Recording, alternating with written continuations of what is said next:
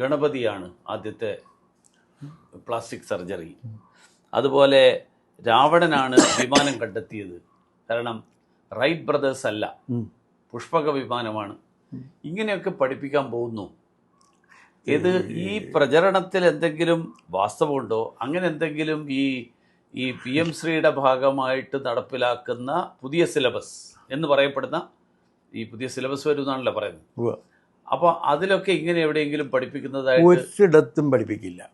പക്ഷെ അതിനകത്ത് വേറൊരു കാര്യമുള്ളത് എന്താണെന്ന് വെച്ചാൽ, ഏത് വിഷയവും ആദ്യം വരുന്നത് ഒരു ആശയത്തിൻ്റെ രൂപത്തിലാണ്, മനുഷ്യ മനസ്സിലാണ് വരുന്നത്. പിന്നെ അത് പ്രവൃത്തിയിലേക്ക് എത്തിക്കുകയാണ്.